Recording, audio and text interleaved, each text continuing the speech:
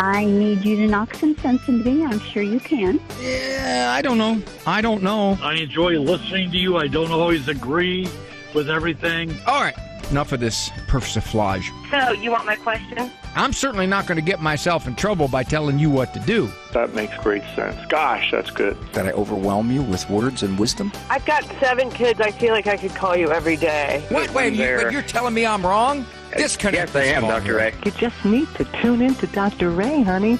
He's got all the answers. Am I right or am I right? Probably. Now, from the studios of Living Bread Radio Network in Canton, Ohio, the hometown of Mother Angelica, here's Dr. Ray. The Golden Corral of Catholic media. Yeah, I don't have the best food. That's true. But you get quite a bit of a psychological buffet here. You know that? Nice to have you. This is ePerson Monday, where I get a chance to look into. See, I've been trying to tone down my language. I used to say tackle your emails. You know, take a shot at your emails. You get in trouble for that kind of stuff nowadays. You got to really watch whatever comes out of your mouth. Back in the old days, you could say a lot of stuff.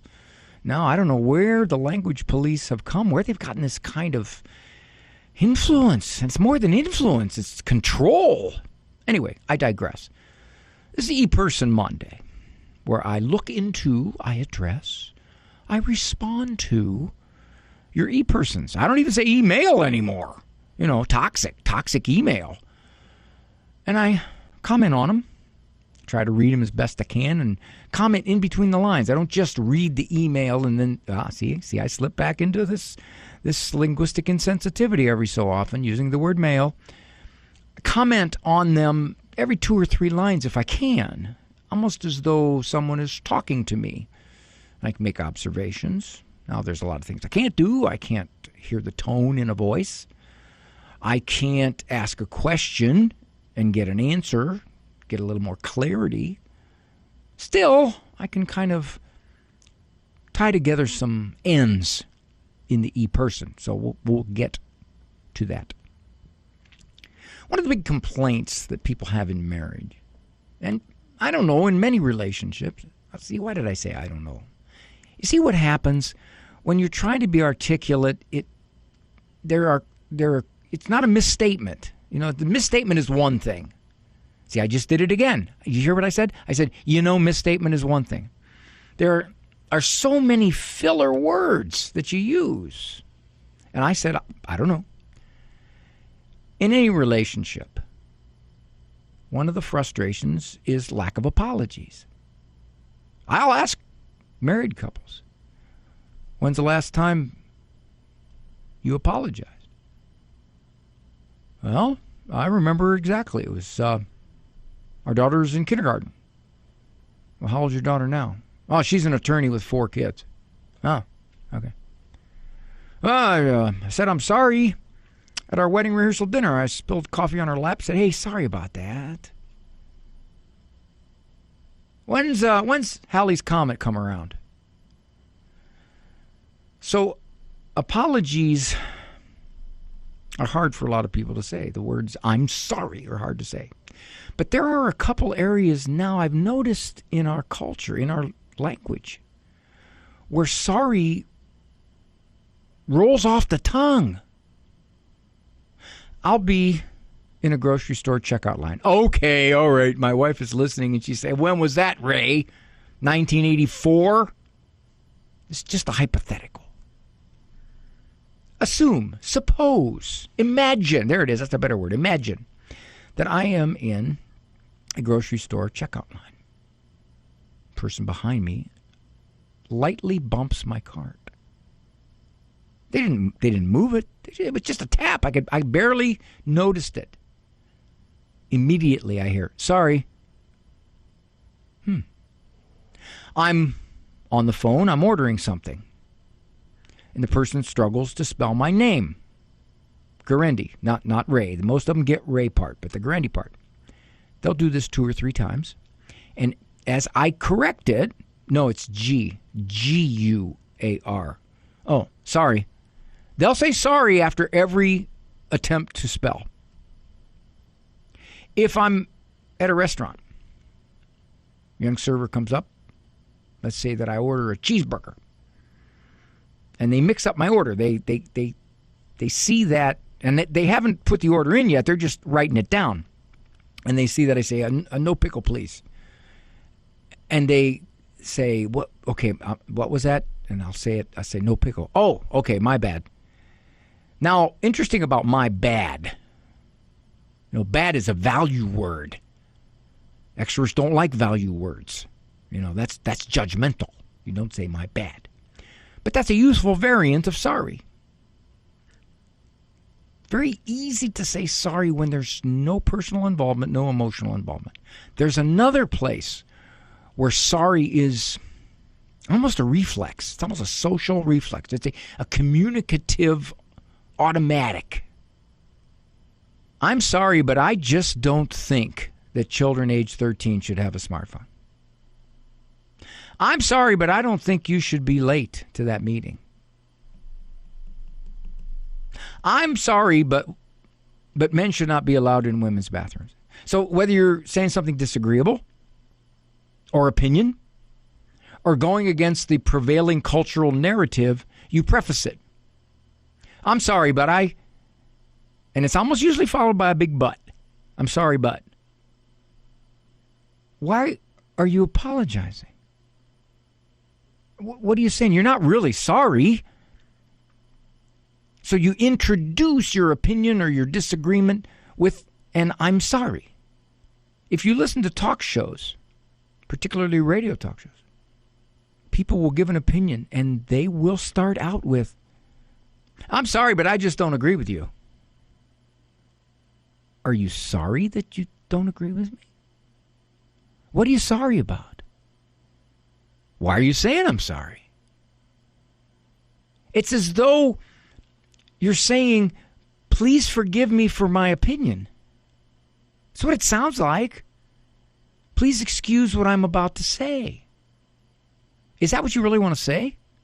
Are you asking forgiveness for your opinion? Or your observation? Or your counter to prevailing norms?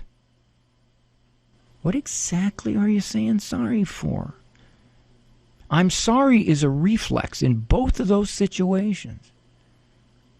But if you load it up with some kind of emotional weight or personal commentary or admission of a fault or a failure or a lapse, it's much harder to say. Keep it as a social reflex where it belongs, and I'll say I'm sorry. Much harder to say it when it has anything to do really with me, my personality. I'm Dr. Ray. Pope Francis said, "The key that opens the door to faith is prayer." Join St. Paul Street Evangelization by running a prayer station in the public square. You don't need to be a professional apologist or theologian. Just listen to the needs of the people you encounter.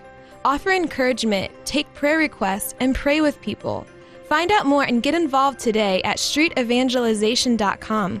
That's streetevangelization.com. I have always been an affectionate person. I love big hugs. I hug my daughter and my husband all the time. There's research on hugs and human touch. I often imagine getting a big hug from God and what that embrace might feel like. I want to hear the words, "Well done, my good and faithful servant." Physical hugs in the Bible are used to communicate affection, gladness, relief, and love. According to research, 93% of communication is nonverbal in nature. And according to research, a 20-second hug reduces the harmful effects of stress, relieves blood pressure, and ensures a healthy heart. Increasing the hug ratio results in reduced cortisol, improved healing, reduced cravings, and better immunity. So next time you want to tell someone you love them, perhaps you can give them a very big hug. This has been a Christ-Centered Communication message. I'm Vanessa Denhagarmo, a communications evangelist and host of Epiphany. This program is brought to you by the following nonprofit underwriter. Are you longing to hear God's voice? Lord, Teach Me to Pray, the free Ignatian Prayer Series will open your heart to His voice, to the peace you are seeking, and the only love that fulfills the human heart, Jesus. God is calling you to true joy, knowing Jesus personally. Lord Teach Me to Pray is free. Go to LordTeachMeToPray.com, click on the red box, order the Lord Teach Me to Pray series now. Go to LordTeachMeToPray.com.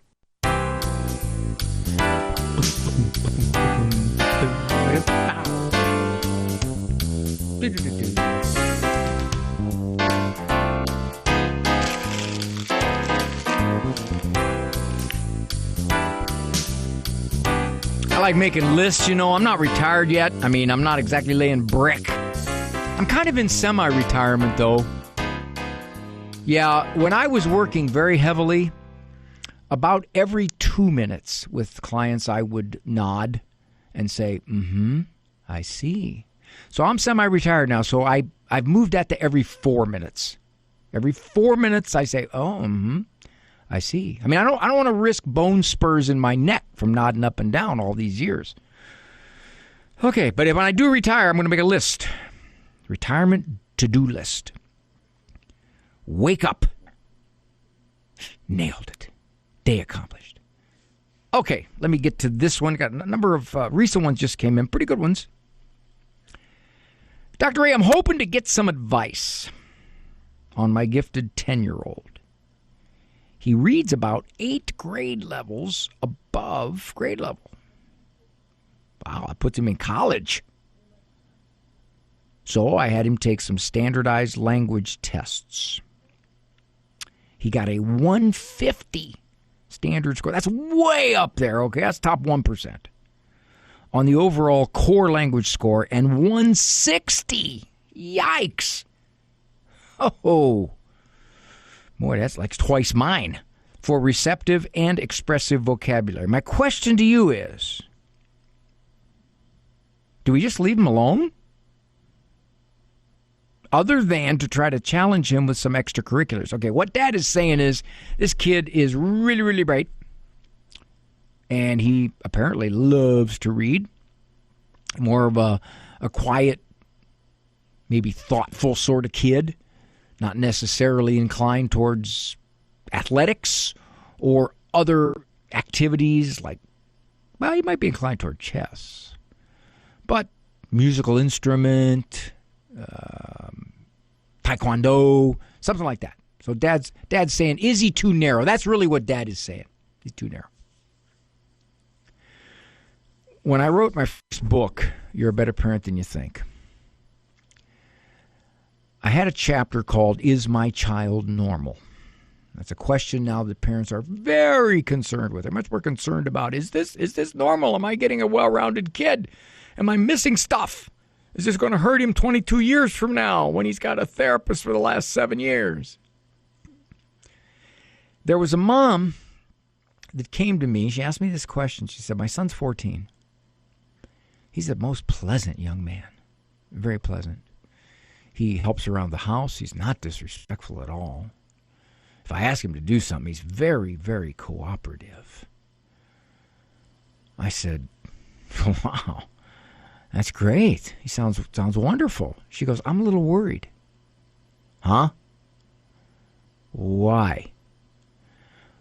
Well, you know, everything I've read. Now, by the way, she was a teacher, so she was overthinking this. Not all teachers overthink, but if somebody's going to be prone to, it might be a teacher. Everything I've read said that around age 14, 13, 14, 12, they become a little more feisty, a little more unruly, a little more disrespectful. He's not like that at all. He's getting nicer. Then the question, should I worry? Worry about what? That he's too nice? That he's hiding it? That he's going to explode when he's 16? What are you worrying about? Well, is it normal? Is it normal to be that pleasant? Well, for him it is. He's a very pleasant young man. That's great. Our oldest son was like that. He was very pleasant, very cooperative. And my wife and I said many, many times, we didn't make Andrew. Andrew is Andrew. It's the way he was wired. Did he absorb our parenting? Yeah, because of his wiring. That's who he was. Very pleasant young man. Still is that way in his 30s now with his 3 kids. So this is kind of a parallel here to Dad's question, because he goes on here. We are thinking that our goals should be to promote good values like humility, kindness, and work ethic. Are you saying he doesn't have that? See, that's the question. Then he goes on. He explains this. Right now, he's pretty social, and he does well with friends. Well, those are a couple of pretty good signs. And if I were to ask you, which I can't do because this is a letter, what's his personality like? How does he relate to you? And if you say, well, humility, we want him to expand his gifts. Okay, his gifts, one, is obviously his intelligence, especially verbal intelligence. We want him to expand his gifts. Underneath it all, I think here's what Dad's asking. Is he so exceptional in this one area that it crowds out other things? So he won't be well-rounded. I might say that you could nudge him in a more social direction if you said to me, oh yeah, as soon as he gets home from school, he heads up to his room and we don't see him for 5 hours because he's reading. All right, you might have to make some moves there.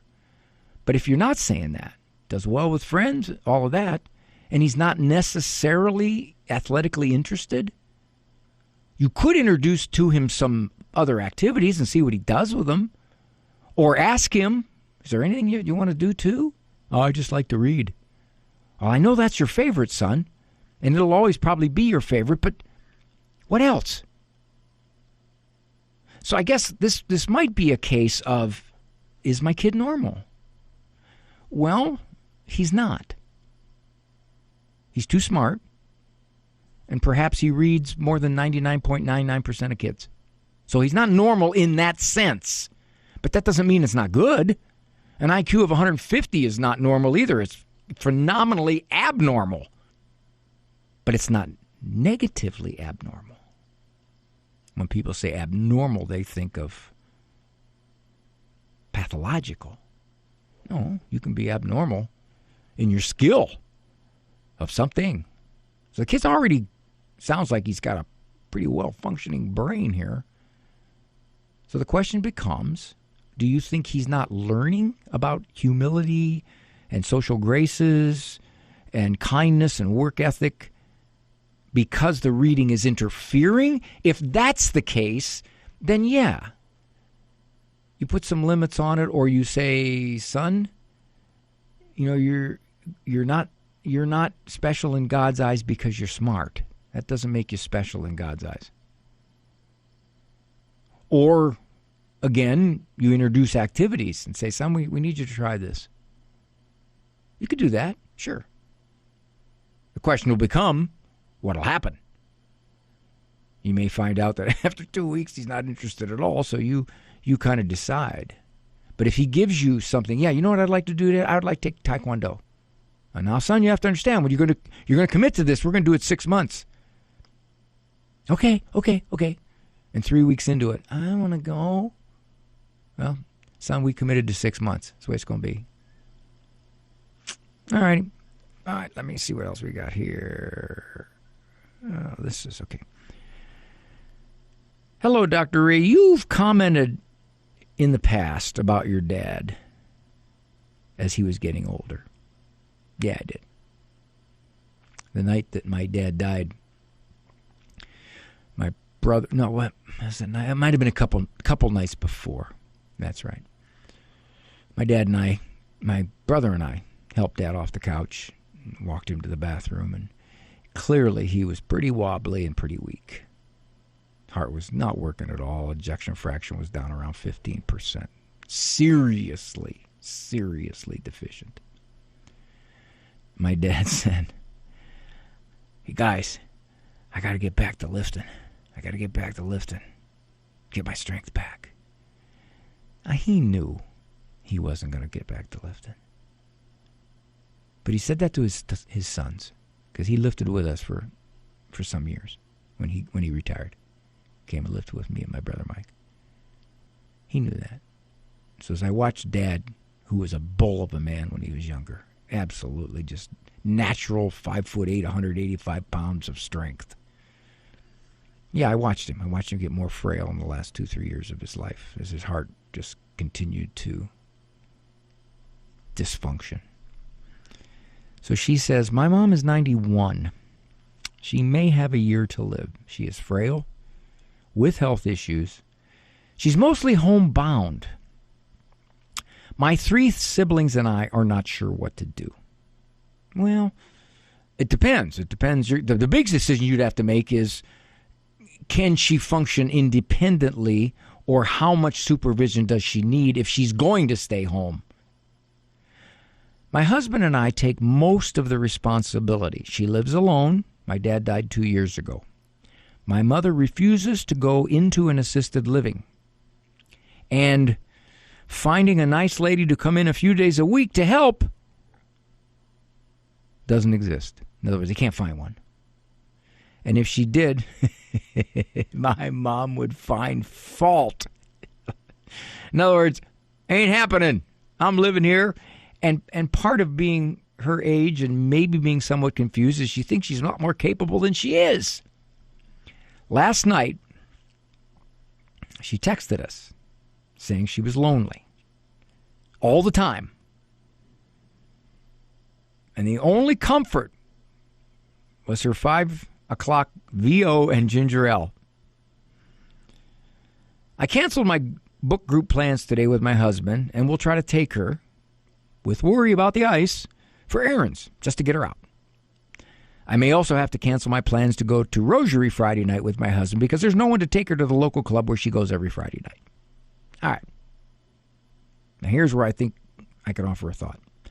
As a Catholic, and wanting to do what is right for her and for me, where do I draw the line? All right. And I've said this before on this show many, many times. It is easier for me to pray a decade of the rosary than it is to forgive an obnoxious relative. It's a lot easier. So what our writer is saying is that, yeah, I want to pray my rosary, but should I go help my mom? Yeah. You have to choose between the two. You help your mom. My mother is a Protestant and will not entertain going to the Adoration Chapel with me. Okay, that's understandable. She won't talk about Jesus or her faith. Okay.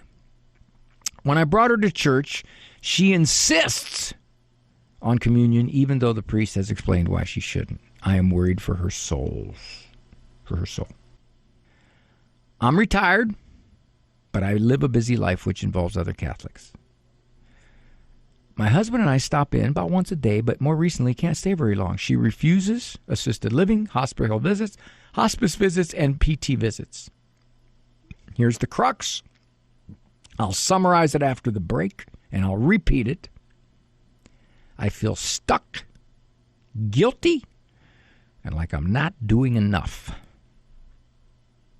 Can you help me sort my priorities as a faithful Catholic? Yeah, I got some comment on this. It includes Mother Teresa, and it includes a Bible study I was in when I was at the chapel, a non-denominational church.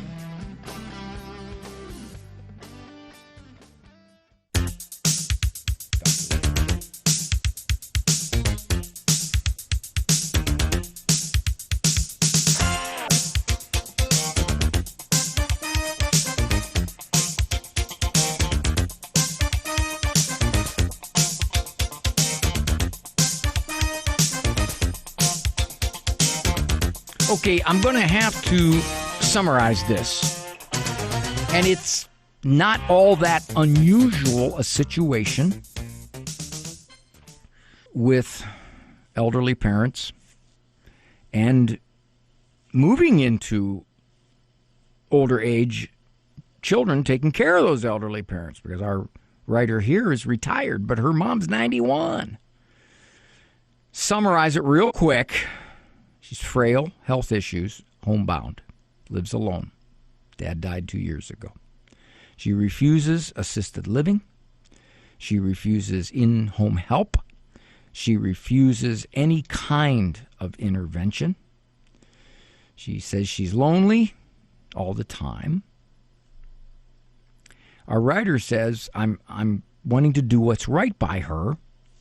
My husband and I are the ones who mostly take care of her. We have 3 other siblings. She said she canceled some things. The writer says, I canceled some things to try to take my mother out for errands just to get her out.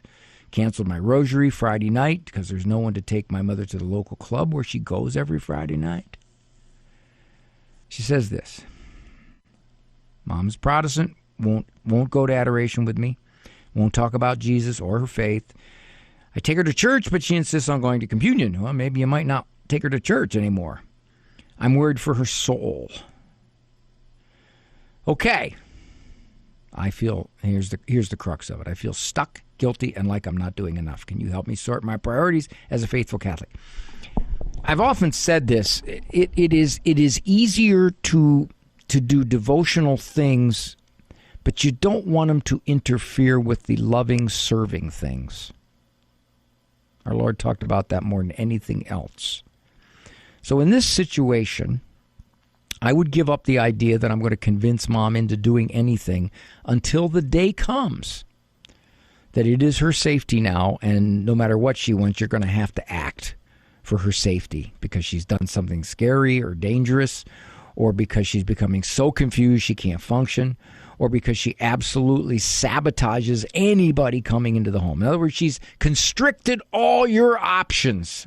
Then you may have to make a move, unfortunately, despite what Mom wants.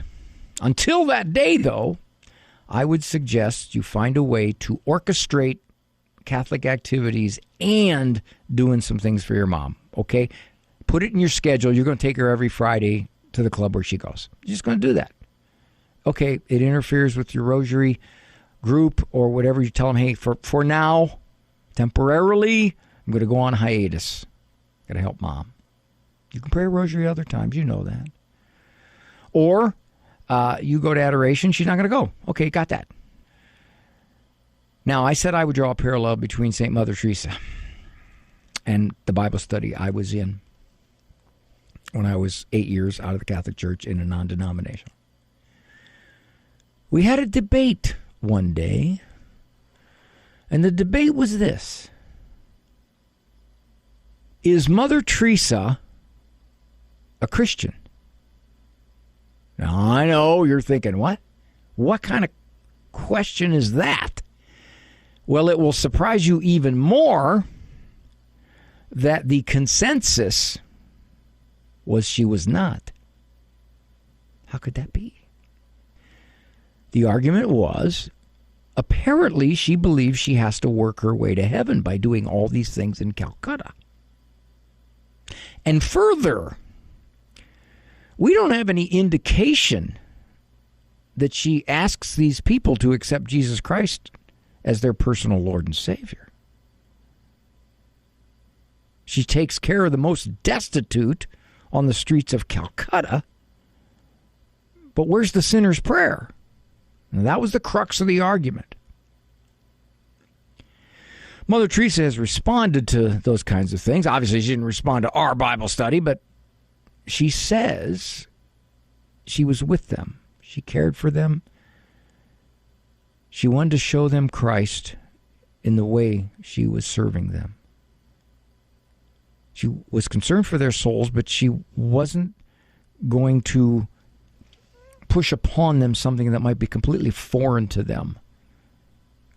Maybe given the way they were raised religiously and something completely non-Christian. So she showed them Christ. And I guess that's what I would say to our letter writer. Show your mom Christ through your Catholic Church. Yeah, you let her run errands, and if you have to restructure your schedule, do so, knowing it's going to be temporary. Your mom's 91. Very likely, what'll happen is you'll have to make a much harder decision about her wherewithal and well-being in living alone. That'll come. Unless something happens first where she passes away, or she falls and hurts herself and then goes into rehab, or something along those lines that makes it so she cannot function. And even with her desire to stay home alone, she can't. The fact that she doesn't want any of these things, I would quit pushing on her. She doesn't want them. She's resistant. She says no. Why is she like this? Because she's 91 years old. She's lived her life as she saw fit. She may view it like my life partner is gone, so therefore I'm going to simply do what I want to do these last few years of my life. And for you, you got a chance. Take care of your mom as best you see fit, and you can restructure your Catholic existence around that. I wouldn't restructure your mom around your Catholic devotions. I'm going to tell you about my atheist friend on the other side of this break. All right, this is ePerson Monday.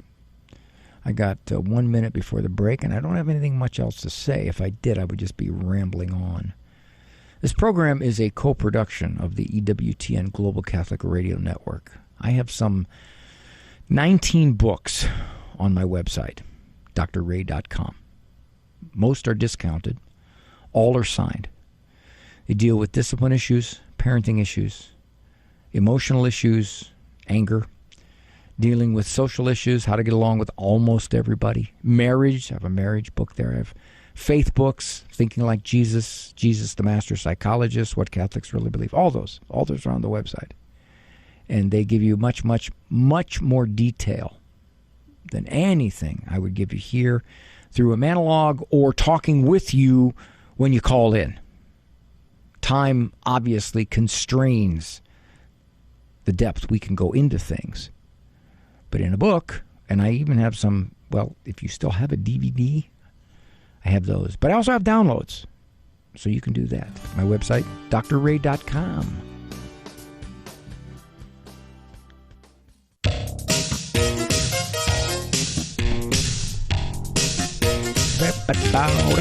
It's ePerson Monday. Doctor is in Monday through Friday, 1 o'clock Eastern Time.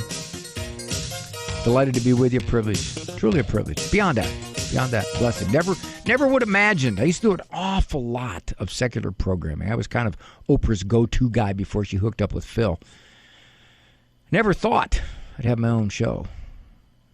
And maybe all that media stuff was preparing me to be where I really want to be, which is with you here and speaking about our Lord and His church. I said I would follow up this letter from a retired youngster, if you will, about her 91-year-old mom, and she was struggling with, as a Catholic, what are my duties and how much do I restructure the things that are really important to me, like my devotionals, to be around Mom. I had a friend that I grew up with. We just did everything together. My first memories of him were going to his house to play basketball and building a fort together out of wood, an actual fort. We grew up. We played sports together all well into our 20s until he moved away. And then I had intermittent contact with him after that. Spent many, many times at his house, grew up with his parents.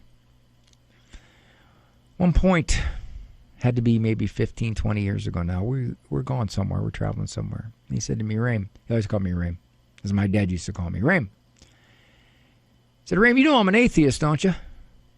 I said, I suspected that. He goes, I know you're not.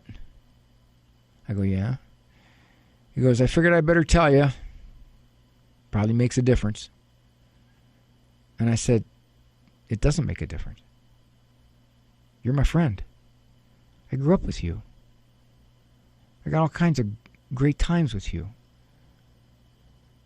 No, it doesn't make a difference. Well, in the sense, okay, let me preface that. I didn't go further, but what I meant was it doesn't make a difference in whether you're my friend or not and how much I care for you. Maybe it makes a difference in the fact that I worry about what ultimately could be the state of your soul. His mother was older, kind of like the parent in our previous ePerson. And as she got more and more frail, he would make more and more visits. He'd travel in from out of town. He'd make visits with her, trying to take care of her, take her places. Little by little by little, she couldn't function. He said to me something interesting one time. He said after he brought her up to live with him, he went through the house to get it ready to sell. He said, Rim, it was an Easter egg hunt. He said there was money hidden everywhere. I was looking in pots. I was looking underneath stuff. I was looking behind pictures. I was finding money squirreled away everywhere in her confusion and her worry that somehow, some way, she needed to take care of herself and have this money hidden. He brought her to his home, 35 miles from here. He personally built, he's a very handy guy, a mother suite, her own bedroom, her own bathroom. The last year or two of her life, she was pretty much incapacitated. He carried her to the bathroom. He fed her. He cleaned her up. For close to at least a couple years. When she passed away, he called me at the office and he said, Rim, Mom passed away. I said, Don, not his real name. I said, I know you told me you were an atheist, and I know you don't necessarily believe there's a God up there, but I'll tell you this. What you did for your mother, how you kept her with you and took care of her all those many years, in God's eyes, that was the most charitable thing you could do. And I think he takes that kind of stuff into account. And he said to me, thanks, Ray. It's good to hear. He didn't say, oh, come on, Ray, I don't buy that stuff. Come on, there's no God. I did that for my mom. No, he didn't say that. He said, thanks, Ray. And I said, Don, why'd you do it? That is heroic beyond heroic. Why'd you do it? And he said this. All that my mom gave me and did for me growing up, and I couldn't do that for her? Look at that mindset. An atheist. Where's he coming from with that mindset? He's got some kind of light from God coming into his soul? It's incredible. Touched me deeply. He's in failing health himself now. Very, very strong guy. Very, very strong guy. When he was in his early 40s, he bench pressed. Now, if you guys know anything about strength and bench, he bench pressed comparable to 520 pounds. He did 490 or 495 3 times. Is he a big guy? About 5'10". At the time, maybe 240. Thick, very thick. That is as odd, that is as abnormal, if you will, than taking care of his mother, who was totally incapacitated the last year or two of her life. One quick story, and I'll take a break. He had a dog. It was a German Shepherd.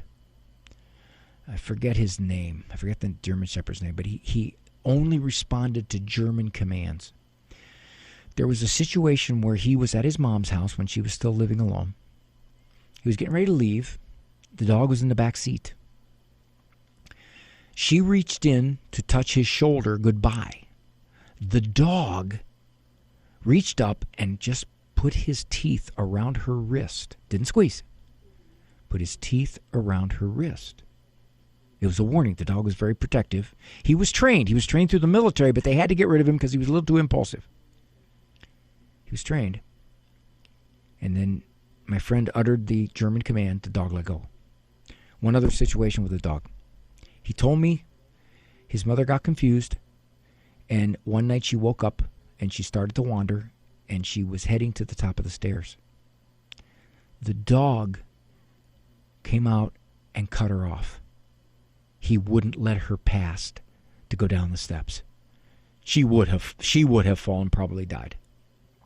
The dog, this beautiful German Shepherd, very protective German Shepherd, scary German Shepherd, came out and blocked her. Put his body there so she could not take another step. I'm Dr. Ray.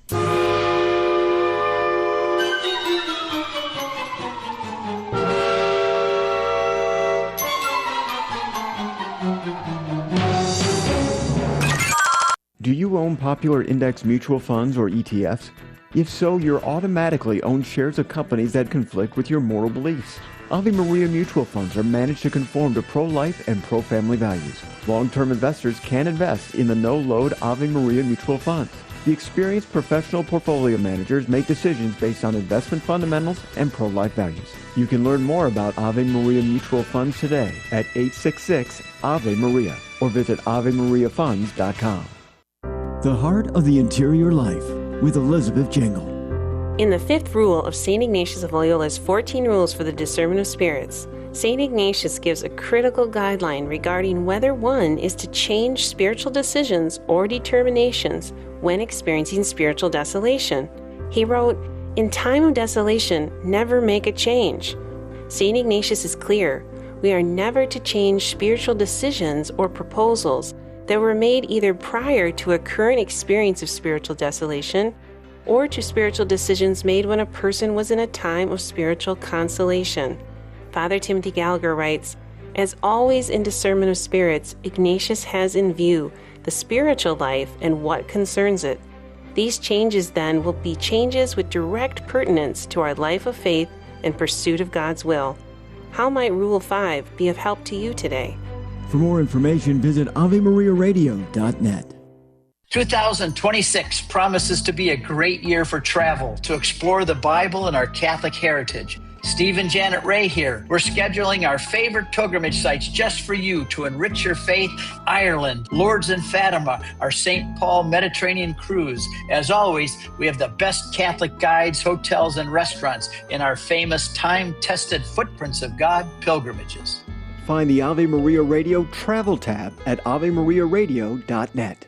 As the new year approaches, it's the perfect moment to check off a big resolution early and wrap your family in the gift of security. Planning ahead shows your love in a big way, ensuring your wishes shine through no matter what life brings. At mycatholicwill.com/AVE, you can create your will at no cost from the privacy of your home. The process is straightforward.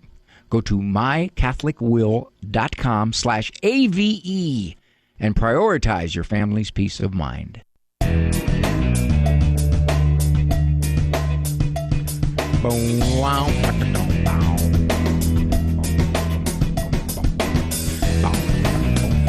Thank you for joining me here. Doctor's In. E-Person Monday, the Monday variant of the Doctor's In. I used to say version, but no, keeping with the lingo out there now. It's variant. Variant's much more popular. Okay, let's see. We got Dr. Ray. How would you counter the book by Deepak Chopra, The 7 Spiritual Laws of Success, a pocketbook guide to fulfilling your dreams? My 26-year-old daughter gave it to my 16-year-old nephew, who is my godson. All right. Feeling a little protection, understandably, for your godson. Numinous protection. That's a word I just learned. Being that my daughter is a lukewarm Catholic and not on the same page as I, she promotes this. And other things as well, a.k.a. horoscope signs, etc. Sounds like daughter's just kind of floating all over the place looking for something to give her meaning, understand life. She picks and chooses what she wants from Catholicism. More New Age things to me. What do I do? couple of things to consider. I would probably take two approaches to this. I would ask your daughter, why did you give him that? And then she'll tell you, well, I think we all need to be exposed to a lot of different ideas about life and that, etc. Do you want him to believe those things? Well, it's up to him. I mean, if he believes them, if they make sense to him, I think that's fine. You be you. I say, well, okay, you read that. Are you willing to read something else? And then you give her any one of a number of phenomenal Catholic explanatory and apologetics books. For my money, one of the best is Catholic Handbook of Apologetics. Handbook of Catholic Apologetics by Dr. Peter Kraft and a priest, Ron Taselli. Handbook of Catholic Apologetics. It sounds heavier than it is. It's very readable, and it gives a very logical case for how can we believe this Christian stuff? How do we know this? Now, then you talk to your godson. What do you think of that book? Are you going to read it? Nah, not really. Okay. Well, I might give you something. Now, I wouldn't give him the Handbook of Catholic Apologetics because it's kind of big and it's intimidating, but it really shouldn't be because the chapters are all divided up and you can pick and choose the chapters. However, there are a lot of great teen-oriented books out there that not only explain what the faith is, but why it is and how it's logical, how it makes sense. There's a lot of great books out there. Go to Catholic.com or go to the EWTN catalog. There are all kinds of good stuff. There's one book I've took, a couple of books, simple readers, The Case for Christ, now written by an evangelical, Lee Strobel, Case for Christ. He's got another one, The Case for Faith.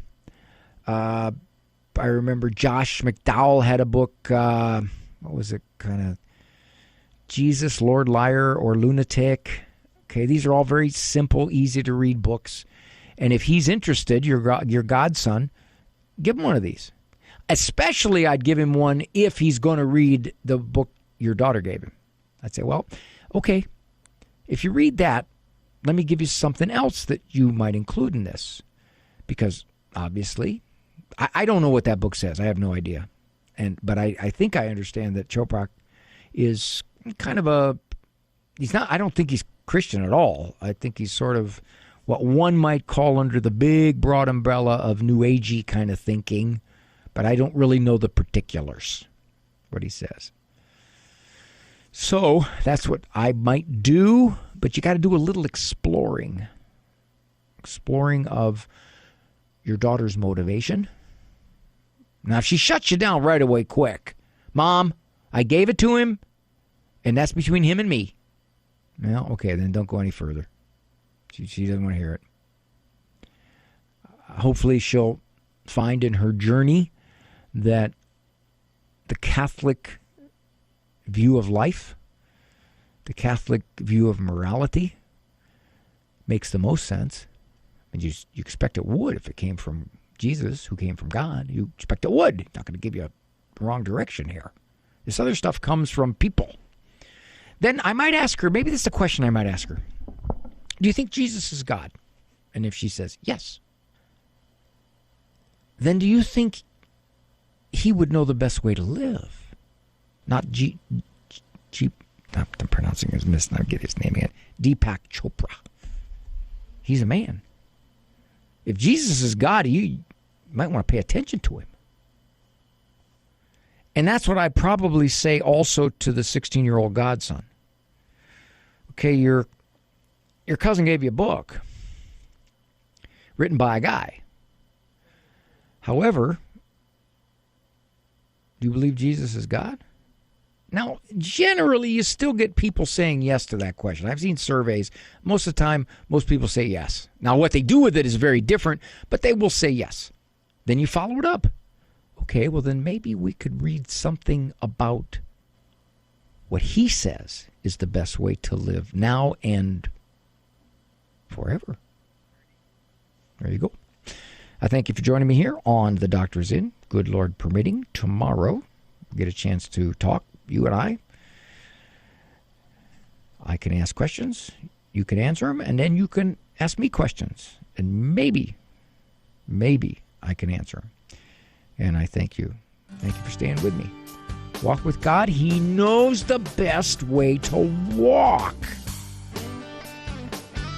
For information on Dr. Ray's presentations, books, and CDs, visit drray.com and follow him on Facebook and Instagram.